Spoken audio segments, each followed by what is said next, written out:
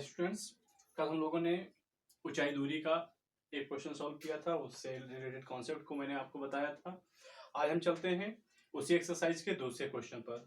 अगर आपके पास बुक नहीं है तो आप एनसीईआरटी का बुक डाउनलोड कर लीजिए अपने मोबाइल में, और मैं न्यू बुक से लगवा रहा हूँ।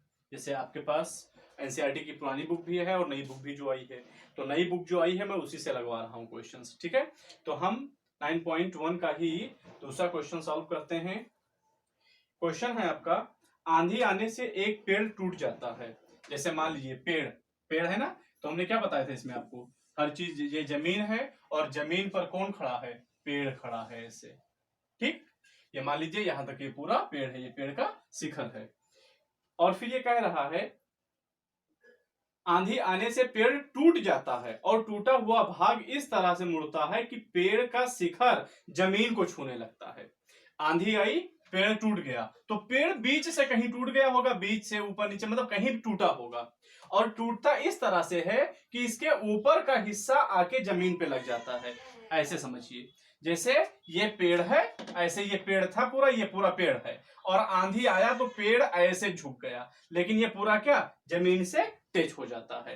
तो कुछ पेड़ तो खड़ा रह गया और बाकी का पेड़ ऐसे जमीन पर क्या हुआ, झुक गया है। तो यहां पर हम लोग देखते हैं, इसको हम क्या करते हैं, यहां से मान लीजिए पेड़ टूट गया यहां से, और ये टूटा हुआ यही पेड़ आकर कहां टकरा जाएगा, जमीन पे। ये मान लीजिए जमीन पे आ गया। ठीक है, तो उसके बाद क्या कहता है क्वेश्चन, क्वेश्चन को भी मैं ठीक से आपको पढ़ना है। छूने लगता है और इसके पास 30 अंश का कोण बनता है, यानी यह जो जमीन को छू रहा है वहां पर पेड़ जमीन के साथ कितने अंश का कोण बनाता है, 30 अंश का कोण बनाता है। बात समझ में आ गई। तो देखिए हमारे पेड़ की जो टोटल ऊंचाई है वो दो पार्ट में बट गई, एक ये और एक ये। यही पेड़ तो ऊपर खड़ा रहा होगा, ये पेड़ ऐसे ऊपर खड़ा था तो हमारी टोटल पेड़ की ऊंचाई थी, और ये टूट कर क्या हुआ, नीचे गिर गया है। ठीक है, तो इसको हम नाम दे देते हैं। मान लीजिए ये है आपका H1, ये इतना हिस्सा, और ये इतना हिस्सा हो गया H2, और वही H2 यहां पर आकर लग गया है, तो ये हो गया हमारा H2। मान लीजिए ये है पॉइंट A B C, तो B, ये यहां से B और C, ये C मतलब इसका सिरा मान लीजिए यहां पर था पहले, ये D, BD पूरा पेड़ था, पॉइंट A से पेड़ टूट गया है और AD वाला हिस्सा आकर यहां गिर गया है। तो ये ऊंचाई और ये ऊंचाई अगर हम जोड़ देंगे तो हमें पूरे पेड़ की ऊंचाई पता चल जाएगी। यहां 30 अंश का कोण बना रहा है, और क्वेश्चन में ये कह रहा है कि जमीन पर जहां पेड़ का शिखर जमीन को छूता है वह बिंदु उसके जड़ से 8 मीटर दूर है। कितना, 8 मीटर। तो ये हो गया हमारा 8 मीटर। ठीक है, तो इसको आप सॉल्व करते हैं तो इसमें हम देखें तो हमें क्या क्या गिवन है, हमें गिवन है थीटा इजकल टू 30 डिग्री और BC इजकल टू 8 मीटर। हमें निकालना क्या है, पूरे पेड़ की ऊंचाई। हमें क्या निकालना है, पेड़ की ऊंचाई। पेड़ की ऊंचाई, पेड़ की ऊंचाई कितनी है, BD। हमें क्या निकालना है, BD। ठीक है, ये हमें निकालना है। तो फिर से एक बार मैं रिपीट करता हूं, बताओ भैया आपका पूरा पेड़ कितने हिस्से में बटा, दो हिस्से में। आधे की ऊंचाई H1 है और आधे की ऊंचाई H2 है। ठीक है, तो अब इन दोनों हिस्सों को अगर हम जोड़ देंगे तो हमें क्या मिल जाएगा, पूरे पेड़ की ऊंचाई मिल जाएगी। तो चलिए करते हैं। तो कैसे करें, अब यहां पर देखिए हमें इस त्रिभुज में सिर्फ एक भुजा की वैल्यू पता है 8 मीटर, और बाकी के दो भुजाएं लंब और कर्ण, इसको हमें निकालना है। आधार पता है, लंब और कर्ण निकालना है। तो आधार से हम लंब को भी निकालेंगे, और फिर जब लंब पता चल जाएगा तो किसी दो को यूज करके हम कर्ण को भी निकाल लेंगे। ओके, तो अब देखते हैं गाइस कि इसमें और कोई चीज तो नहीं छूटी, नहीं। ओके, हो गया सब। तो अब चलिए क्वेश्चन सॉल्व करते हैं। तो चलो H1 की वैल्यू पहले फाइंड करते हैं। तो समकोण त्रिभुज ए बी सी में। तो H1 पहले अगर हम निकालते हैं या H2 निकालते हैं, जो मर्जी हो वो आप निकाल सकते हैं। तो H1 निकालते हैं तो हमें मिलता है लंब और आधार लेना पड़ेगा। तो लंब और आधार किस रेशियो में आता है? tan में। तो tan थीटा बराबर लंब बटे आधार।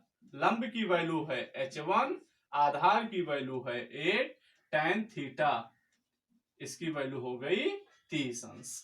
तो tan 30 अंश की वैल्यू कितनी होती है? 1/√3 इजकल टू H1/8। आपके बुक में दिया गया है सारा वैल्यू। तो अब यहां से H1 की वैल्यू निकालो। तो 8 इधर अपान में है, इधर आ जाएगा, तो ये हो जाएगा 8/√3। मैंने कल भी बताया था ना आपको कि जब कोई भी अपना पक्ष छोड़ के दूसरे पक्ष में जाएगा तो उसका चिन्ह क्या हो जाएगा? उल्टा हो जाएगा। तो यहां से 8 डिवाइड में था तो यहां ऊपर मल्टीप्लाई में आ जाएगा। तो H1 की वैल्यू कितनी आ गई हमें मिली? H1 मिल जाता है 8/√3 मीटर। चलिए अब H2 की वैल्यू फाइंड कर लेते हैं। तो फिर से पुनः समकोण त्रिभुज ए बी सी में। तो पुनः समकोण त्रिभुज ए बी सी में अगर हम कैलकुलेट करते हैं तो अब की बार हमें H2 निकालना है। तो हम क्या ले लेते हैं? अब चूंकि H1 भी हमें पता चल गया है तो हम लंब बटे कर्ण को यूज कर सकते हैं। तो हम यहां से लंब हमें पता चल गया तो लंब और कर्ण का यूज करके, इस्तेमाल करके हम वैल्यू फाइंड कर सकते हैं। तो बताओ लंब और कर्ण के लिए कौन सा अनुपात होता है? साइन का। तो हम यहां ले लेते हैं साइन थीटा। तो साइन थीटा बराबर लंब बटे कर्ण। लंब की वैल्यू कितनी आई? लंब की वैल्यू H1 है। H1 की वैल्यू आई है 8/√3। कर्ण की वैल्यू कितनी है? H2। साइन थीटा की वैल्यू कितनी है? साइन 30 अंश। तो साइन 30 की वैल्यू कितनी होती है? 1/2। तो ये हो गया 8/√3 H2। तो केवल H2 को इधर ले आओ तो ये हो गया H2/2 इजकल टू 8/√3। अब 2 को भी इधर भेज दो तो ये इधर अपॉन में, इधर जाएगा मल्टीप्लाई में। तो 8 2 जा 16, 8 दूनी 16 बटे √3। तो बताओ अब पेड़ की कुल ऊंचाई कितनी हो गई? तो पेड़ की कुल ऊंचाई हुई H1 प्लस H2। अतः पेड़ की ऊंचाई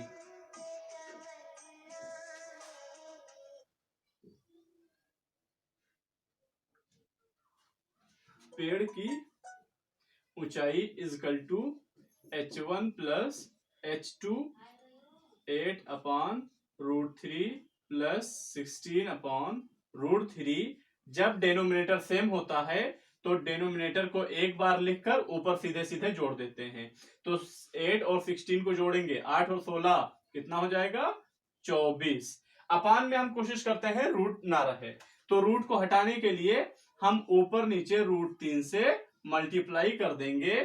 तो ये हो जाएगा 24√3 बटे √3 गुणा होगा तो 3 आ जाएगा, रूट से रूट कट जाता है, और 3 8 24। तो ये कितना आ गया?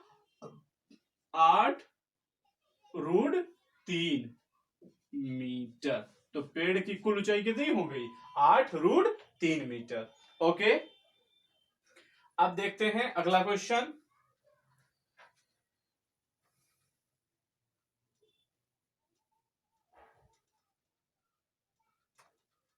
अगला क्वेश्चन है आपका, भूमि के एक बिंदु से जो मीनार के पाद से 30 मीटर की दूरी पर। पहले चलो इसको आपने देख लिया ना, नोट कर लिया।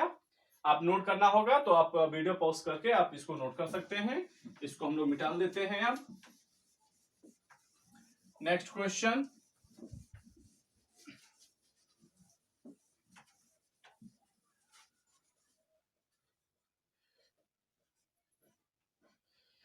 नेक्स्ट क्वेश्चन है, भूमि के एक बिंदु से जो मीनार के पाद से, देखो अब क्या है, मीनार है, तो ये जमीन हमारी यहां है भाई, मीनार हमारा कैसा होता है, खड़ा होता है, तो ये हो गया हमारा मीनार।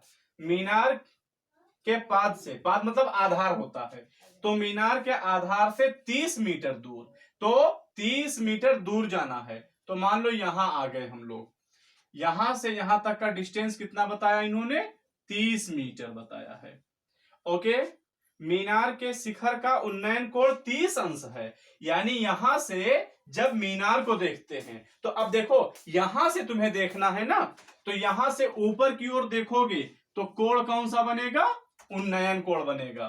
कितने अंश का बनता है, 30 अंश का, 30 अंश का कोण बनता है। तो हमें निकालना है मीनार की ऊंचाई, ज्ञात कीजिए। हमें क्या निकालना है, मीनार की ऊंचाई, ये हमें ये निकालना है h। चलो इसको नाम दे देते हैं A B C. A B क्या है, मीनार है, माना मीनार ए बी की ऊंचाई h है।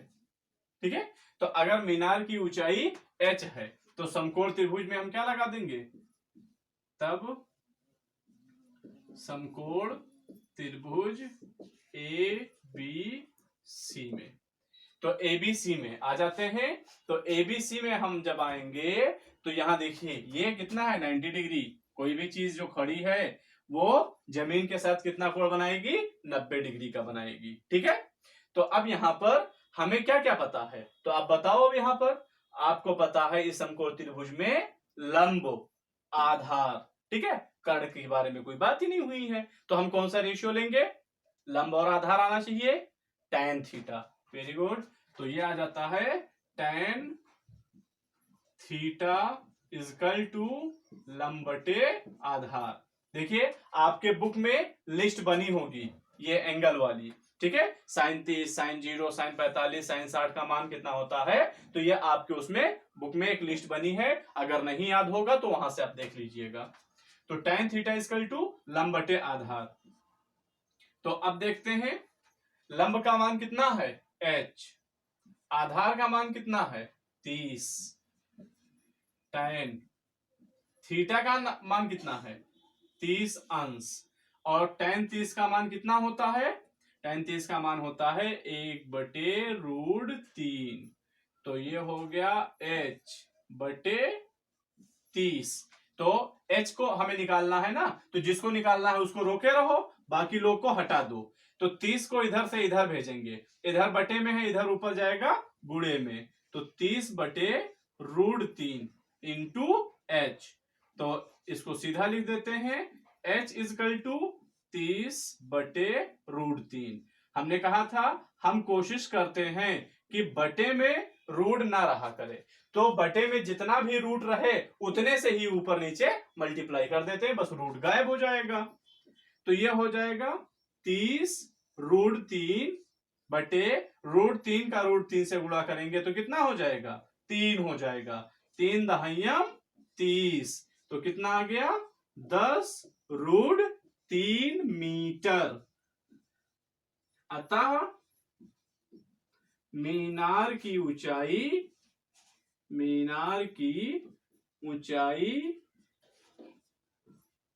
कितनी होगी, मीनार की ऊंचाई 10√3 मीटर है। ओके गाइस, तो मैं यहां अपना नंबर लिख देता हूं, जिसको भी प्रॉब्लम आएगी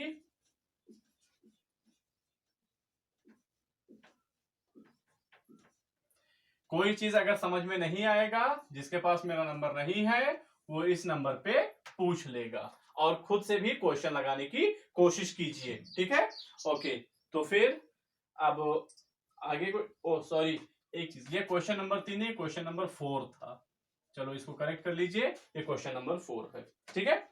तो आप इसी तरह से कोशिश कीजिए और जो फंसे उसको क्वेश्चन को पूछिए, हम वेट करेंगे आपके पूछने का और आपके ये बताने का कि सर एक्सरसाइज लग गया।